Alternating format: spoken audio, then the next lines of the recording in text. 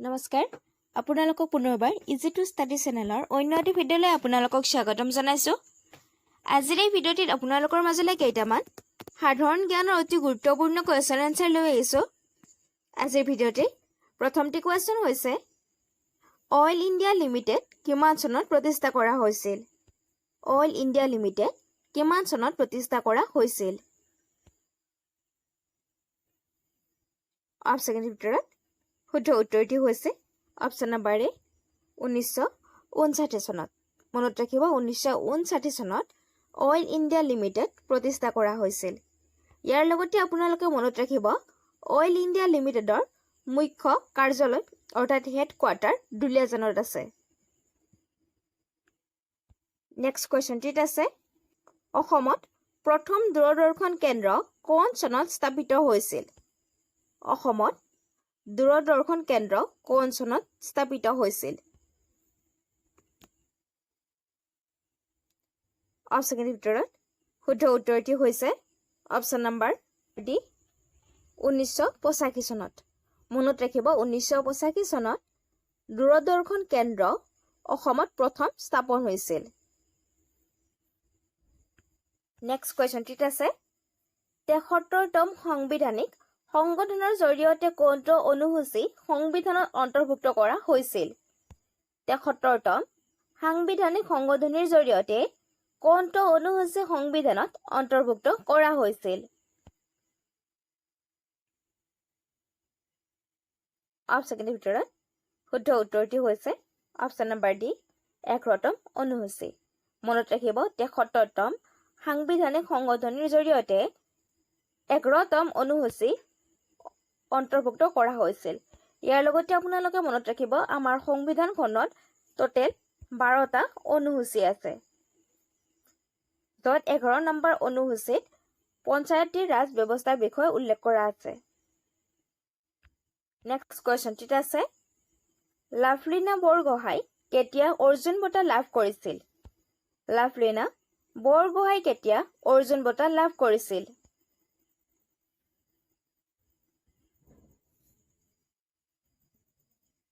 অপশ্যনৰ ভিতৰত শুদ্ধ উত্তৰটি হৈছে অপশ্যন নম্বৰ এ 2020 চনত। মনত ৰাখিব লাভলীনা বৰগোহাঁই 2020 চনত অৰ্জুন বঁটা লাভ কৰিছিল। নেক্সট কুৱেশ্যনটিত আছে তলৰ কোনটো স্বাক্ষৰিত হোৱাৰ লগে লগে প্ৰথম এংলো বাৰ্মিজ যুদ্ধৰ অন্ত পৰিছিল? তলৰ কোনখন সন্ধি বা চুক্তি স্বাক্ষৰিত হোৱাৰ লগে লগে এংলো বাৰ্মিজ যুদ্ধৰ অন্ত পৰিছিল?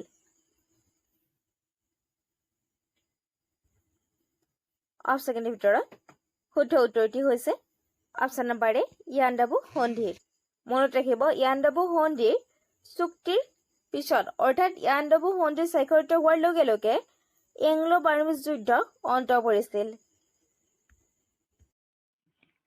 ভিডিঅ'টোলৈ আগবঢ়াৰ আগতে আপোনালোকক জনাব বিচাৰিছো যে আমাৰ চেনেলৰ তৰফৰ পৰা বিভিন্ন কম্পেৰিটিভ এক্সামৰ প্ৰিভিয়াছ ইয়াৰৰ কুৱেশ্যন আনচাৰসমূহক লক্ষ্য কৰি লগতে অতি গুৰুত্বপূৰ্ণ কুৱেশ্যন আনচাৰৰ সৈতে আপোনালোকৰ মাজলৈ 10,000তকৈও অধিক কুৱেশ্যন এনচাৰ থকা এখন ই বুক প্ৰস্তুত কৰা হৈছে আৰু ই সম্পূৰ্ণ অসমীয়া মাধ্যমত।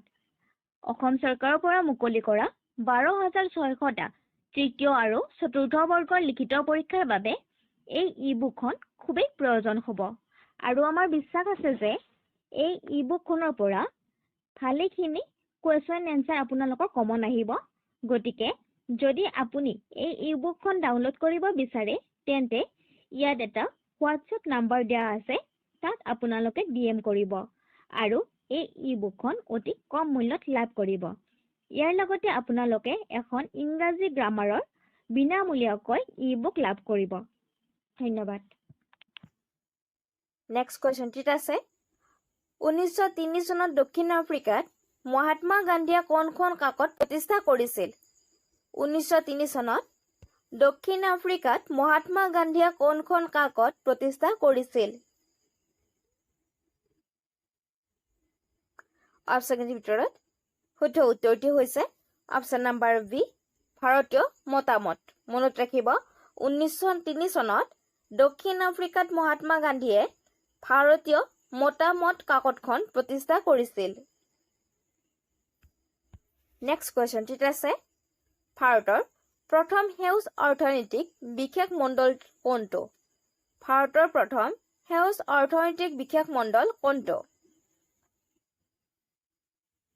অপশ্যনৰ ভিতৰত শুদ্ধ উত্তৰটি হৈছে option number C, Kandla, Gujarat. Next কুৱেশ্যনটিত আছে অসমৰ কিমানখন জিলাই আন্তঃৰাষ্ট্ৰীয় সীমান্তৰ সৈতে সীমা ভাগ কৰে? অসমৰ কিমানখন জিলাই আন্তঃৰাষ্ট্ৰীয় সীমান্তৰ সৈতে নিজৰ সীমা ভাগ কৰে? অপশ্যনৰ ভিতৰত শুদ্ধ উত্তৰটি হৈছে অপশ্যন নম্বৰ ডি, 8, অৰ্থাৎ 8খন।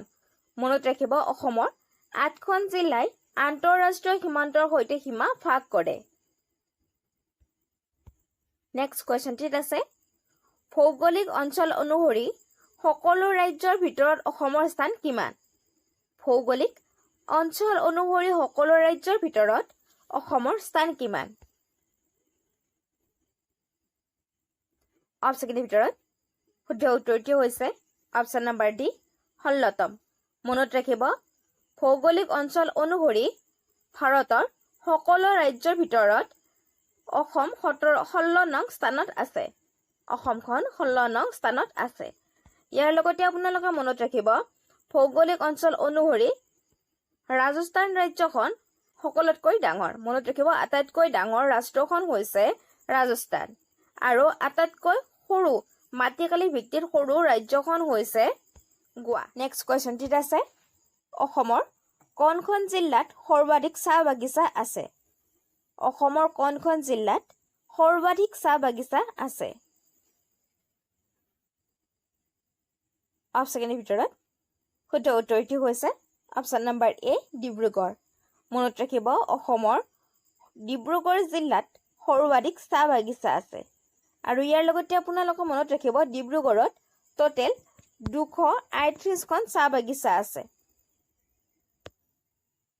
নেক্সট কুৱেশ্যনটিত আছে স্বাধীন ভাৰতৰ লোকসভাৰ প্ৰথম অধ্যক্ষ কোন আছিল? স্বাধীন ভাৰতৰ প্ৰথম লোকসভাৰ অধ্যক্ষ কোন আছিল? অপশ্যনৰ ভিতৰত শুদ্ধ উত্তৰটি হৈছে অপশ্যন নম্বৰ চি, জে.ভি. মাৱলাংকাৰ। মনত ৰাখিব ইয়াৰ লগতে আপোনালোকে বৰ্তমান ভাৰতৰ লোকসভাৰ অধ্যক্ষ কোন? কমেণ্ট বক্সত কমেণ্ট কৰি জনাব। নেক্সট কুৱেশ্যনটিত আছে world boxing champion Mary Kom কি ছদ্মনাম দিয়া হৈছে? ৱৰ্ল্ড বক্সিং চেম্পিয়ন মেৰী কমক কি ছদ্মনাম দিয়া হৈছে?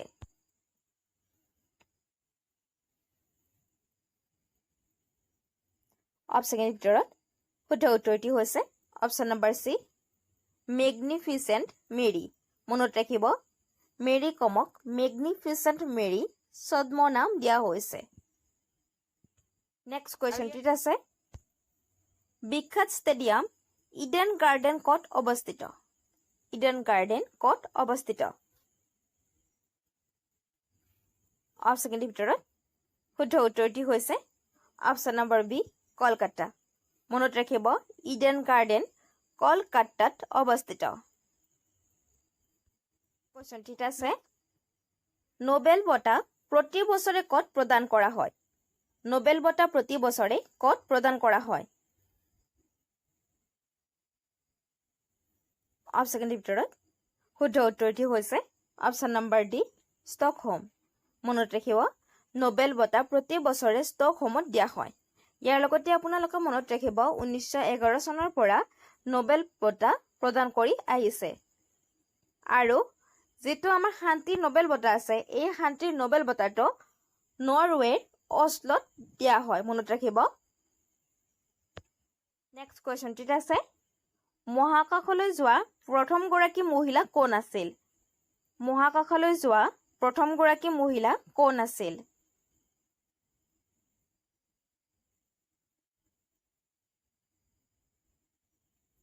অপশ্যনৰ ভিতৰত শুদ্ধ উত্তৰটি হৈছে অপশ্যন নম্বৰ এ, ভেলেণ্টিনা টেৰেস্কোভা। ভেলেন্টিনা টেৰেস্কোভা মনত ৰাখিব মহাকাশলৈ যোৱা প্ৰথমগৰাকী মহিলা হৈছে ভেলেন্টিনা টেৰেস্কোভা আৰু এই মহিলাগৰাকী ৰাছিয়াৰ আছিল আপোনালোকে মনত ৰাখিব ইয়াৰ লগতে মনত ৰাখিব ভাৰতৰ প্ৰথম মহাকাশলৈ যোৱা মহিলাগৰাকী হৈছে কল্পনা চাওলা নেক্সট কোৱেশ্চনটি আছে সংবিধানৰ কোনটো অনুচ্ছেদে মহিলা আৰু শিশুৰ বাবে বিশেষ প্ৰভিজনছ দিয়ে